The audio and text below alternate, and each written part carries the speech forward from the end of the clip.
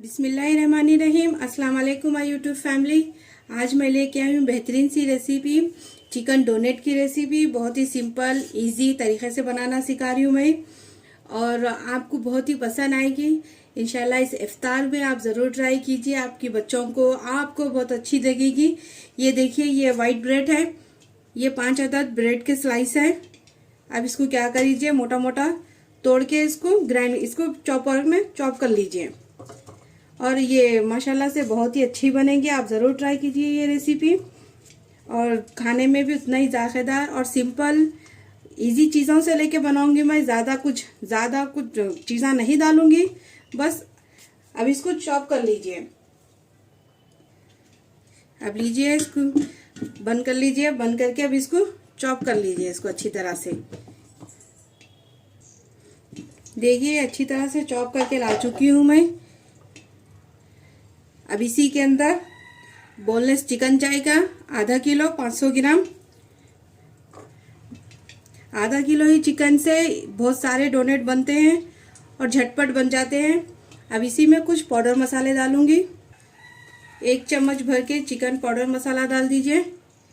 अगर ये आपके पास नहीं है तो स्किप भी कर सकते हैं, लेकिन इसका फ्लेवर भी बहुत अच्छा आएगा। अब इसी में 1 चम्मच काली मिर्ची डाल दीजिए। आधा चम्मच लाल मिर्ची पाउडर डाल दीजिए और 1 चम्मच नमक डाल दीजिए। नमक 1 चम्मच इसलिए बोल रही हूँ मैं, क्योंकि इसको बाद में टेस्ट नहीं कर सकते, इसीलिए इसमें 1 चम्मच नमक डाल दीजिए। और इसी के अंदर 1 अदद अंडा डाल दीजिए। अब इन सभी चीज़ों को अच्छी तरह से पीस के ला लीजिए। देखिए, सिंपल मसाले ली मैं, ज़्यादा कुछ हैवी मसाले भी नहीं है। सिर्फ चिकन पाउडर है, काली मिर्ची है, अंडा है, लाल मिर्ची है, बस। इसी से आपके डोनेट बहुत ही जायकेदार बनेंगे, लेकिन चिकन पाउडर आप ज़रूर डालिए। चलिए, इसको ग्राइंड करके ला लेती हूँ मैं। अब इसी के अंदर लहसुन का पेस्ट डाल दीजिए, 1.5 चम्मच। अगर आपके पास नहीं है तो लहसुन पाउडर भी 1.5 चम्मच डाल सकते हैं आप, लेकिन अदरक का पाउडर नहीं डाल सकते आप। अब इसको चॉप करके ला लीजिए। देखिए, ये अच्छी तरह से पीस के ला चुकी हूँ मैं। देखिए, इसका टेक्सचर माशाल्लाह से इस तरह से होना चाहिए। अगर आपका ये मसाला अगर पतला हो चुका है डोनेट का, तो इस पे आप क्या करिए, और 2 स्लाइस ब्रेड के डाल दीजिए। अब इसको किस तरह से बनाते हैं वो बनाना सिखाऊंगी मैं आपको। देखिए, अब डोनेट का शेप देने के वास्ते मैं एक ढक्कन ले चुकी हूँ। अब इसी के ऊपर एक पन्नी रखूंगी। चाहे तो आप कोई भी चीज़ रख सकते हैं, लेकिन ये चिपकना नहीं चाहिए। अब इसको हल्का सा ऑयल लगा के ग्रीस कर लीजिए। इससे क्या होगा कि आपके डोनेट आसानी से निकल जाएंगे। आपको ज़्यादा अगर बड़े हैं तो कोई भी ढक्कन ले लीजिए, लेकिन कोई सबका तरीका अलग अलग है बनाने का। कोई पॉलीथीन में डाल के भी बैटर को पतला करके भी वो करते हैं, लेकिन ये इजी है। इस तरह से करिए आप, इससे शेप भी अच्छा आएगा। अब देखिए, अब ये डोनेट को डाल के, ये चिकन को डाल के अच्छी तरह से इसको फैला लीजिए, शेप दे दीजिए अच्छी तरह से।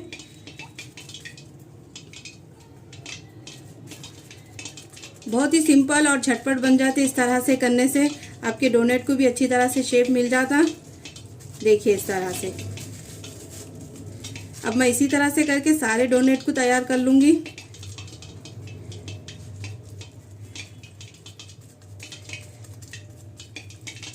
देखिए, ये रेडी हो चुका है। अब इसमें बीच में किस तरह से होल करना वो भी बताऊंगी मैं आपको। देखिए, ये अच्छी तरह से मैं इसको पूरा शेप दे चुकी हूँ। अब इसी में क्या करिए, कोसा भी ढक्कन ले लीजिए। अगर नोजल पिन है तो उससे भी कर सकते हैं। अब इसको बीच में सेंटर में इस तरह से प्रेस कर लीजिए। इससे क्या हुआ कि आपके डोनेट का शेप भी अच्छा आएगा और इजीली निकल जाएगा।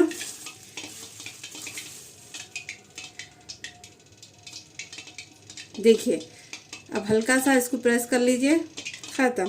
और थोड़ा सा इसके किनारे वो नीट कर लीजिए डोनेट की शक्ल में, और अच्छा कर दीजिए इसको। देखिए, ज़्यादा मेहनत करने की भी ज़रूरत नहीं पड़ी। इसका शेप भी अच्छी तरह से आ चुका है डोनेट का भी। देखिए, अब इसी तरह से करके मैं सारे डोनेट रेडी कर लूँगी। सिंपल है, इजी तरीके से बन जाता है। इसी तरीके से बनाइए, एक ही बार में आपके डोनेट परफेक्ट बनेंगे इंशाल्लाह। अब इसी तरह से करके सारे डोनेट को बना लीजिए। लीजिए, सारे डोनेट बनके रेडी हो चुके हैं। अब इसको कोटिंग करूंगी मैं और इसको फ्रीज़र करने का भी तरीका बताऊंगी आपको मैं। अब देखिए ये अंडा ले लीजिए, इसको अच्छी तरह से फेंट के रख चुकी हूँ और कॉर्नफ्लावर है, ब्रेड क्रम्ब है ये। अब देखिए अब इसको अंडे में डिप कर लीजिए।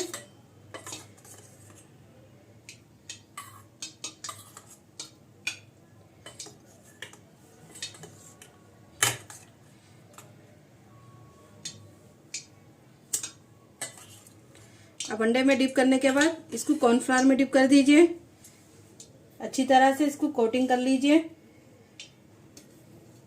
देखिए इस तरह से।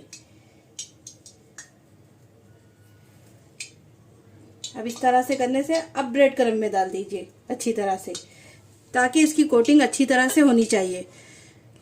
जो मसाला है वो बाहर ना निकले, इसीलिए इसकी कोटिंग अच्छी तरह से कर लीजिए आप।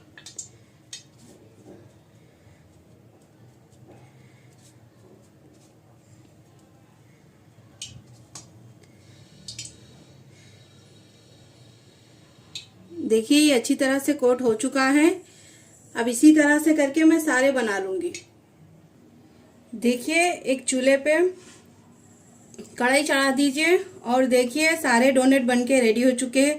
अगर आपको 1 माह के लिए इसको फ्रीज़र करना है तो आप क्या करिए, 1 से 2 घंटे के लिए इसको फ्रीज़र में रख दीजिए। उसके बाद उसको एयर टाइट डब्बे में डाल के फ्रीज़र में रख सकते हैं आप। इससे क्या होगा कि आपके डोनेट ख़राब भी नहीं होंगे। एक से 1 माह या 20 दिन के लिए अच्छे रहेंगे आपके डोनेट। इस रमज़ान में आप ज़रूर ट्राई कीजिए। और जब भी आप फ्राई कर रहे तो ऑयल को हल्का सा गर्म होना चाहिए, ज़्यादा तेज़ नहीं, क्योंकि चिकन अपना कच्चा है, इसीलिए अंदर तक पकना चाहिए। मैं पहले से चढ़ा चुकी थी तेल।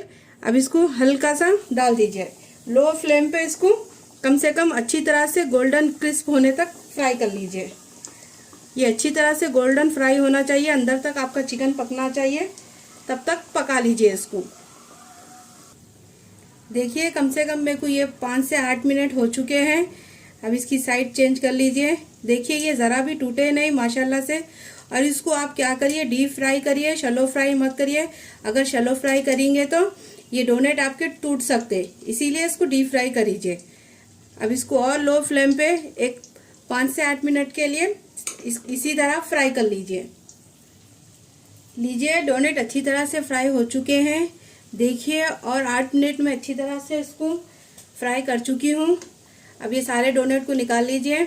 अब इसी तरह से करके मैं पूरे डोनेट फ्राई कर लूँगी। देखिए माशाल्लाह से इसका कलर भी देखिए, इसका टेक्सचर देखिए, कोटिंग भी कितनी माशाल्लाह से ज़बरदस्त है। देखिए अब इसी तरह से करके सारे डोनेट को ऑयल में फ्राई कर लीजिए। ये माशाल्लाह से बेहतरीन से डोनेट रेडी हो चुके हैं।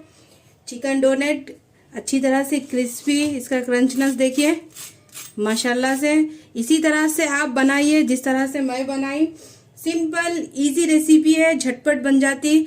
फ्रीज करने का भी तरीका अब मैं आपको बताई हूँ। जिस तरह से बना के उसको प्लेट में रख दीजिए, रख के फ्रीज़र में 1 घंटे के लिए रख दीजिए। जब ये सख्त हो जाएंगे तब जिप लॉक बैग में डाल के कम से कम 1 माह के लिए आप रख सकते। अगर चाहे तो 15 दिन के भी लिए रख सकते, कोई बात नहीं, लेकिन ये जब भी बनाएंगे बहुत जल्दी ख़त्म हो जाएंगे। और चिकन भी देखिए माशाल्लाह से अंदर तक अच्छी तरह से पक चुका है। अगर ये रेसिपी आपको पसंद आई तो मेरी रेसिपी को लाइक कीजिए, शेयर कीजिए, कमेंट्स कीजिए। मुझे कोई और भी रेसिपी सीखना है तो कमेंट बॉक्स में बताइए, इंशाल्लाह मैं आपको ज़रूर बनाना सिखाऊंगी। और इस रमज़ान में ज़रूर ट्राई कीजिए। और चलती हूँ, दुआओं में याद रखिए। अल्लाह हाफिज़।